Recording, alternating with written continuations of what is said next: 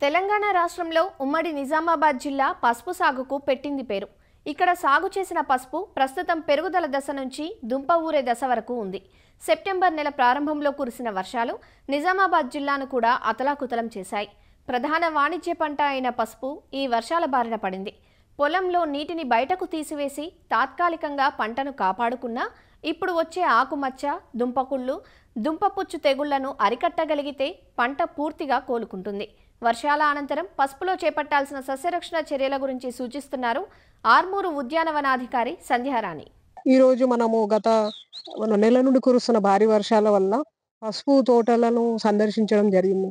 మనకి ఎక్కడైతే నీళ్లు ఆగాయో అక్కడ అలాంటి చోట్ల దుంపుకుళ్ళు, మర్రాకు తెగులు ప్రత్యేకంగా కనిపిస్తున్నాయి.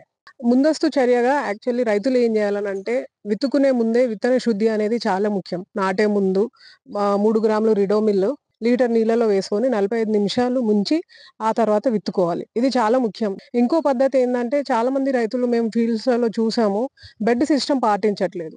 కాబట్టి దయచేసి రైతులందరూ ఎవరైతే బిందు సేద్య పరికరాలు వాడుతున్నారో వాళ్ళందరికీ మా నుండి విజ్ఞప్తి ఏందంటే బెడ్ సిస్టమ్ ద్వారా మీరు కల్టివేషన్ చేసుకున్నట్లయితే మీకు అధిక దిగుబడితో పాటు ఇలాంటి దుంపకుళ్ళు, మన దుంప ఈగ ఇలాంటి ప్రాబ్లమ్స్ కొంతవరకు అరికట్టవచ్చు.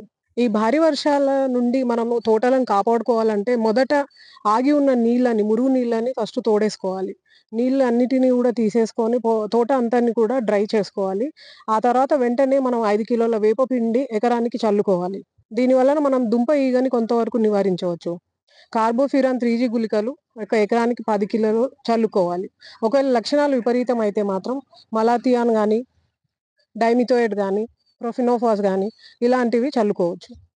కొన్ని చోట్లలో మనము తాటాకు తెగులు మరియు ఆకుమాడు తెగులు కూడా అబ్జర్వ్ చేసాము. ప్రొపికోనజోల్ గానీ, కార్బండజిమ్ గానీ, మ్యాంకోజెబ్ గానీ, టెబుకోనజోల్ గానీ, థయోఫినేట్ మిథైల్ గానీ ఇవన్నీ స్ప్రే చేసుకోవచ్చు. దీనివల్ల కూడా కొంత నివారణ జరుగుతుంది. పసుపు రైతులకి విజ్ఞప్తి ఏందంటే 2 సంవత్సరాల కంటే ఎక్కువ కంటిన్యూయస్‌గా పసుపు పంట వేసుకోరాదండి. పంట మార్పిడి అనేది చాలా ఇంపార్టెంట్. కంపల్సరీ మీరు ఒక సంవత్సరం పసుపు వేశారంటే నెక్స్ట్ 2 ఇయర్స్ గ్యాప్ ఇవ్వాలి. ఆ ప్లేస్‌లో వేరే పంటలు వేసుకొని ఆ తర్వాత 2 ఇయర్స్ అట్‌లీస్ట్ లేదా 1 ఇయర్ అన్న గ్యాప్ పెట్టుకున్న తర్వాతే పసుపు తోటకు వెళ్ళాలని చెప్పి విజ్ఞప్తి చేస్తున్నాం.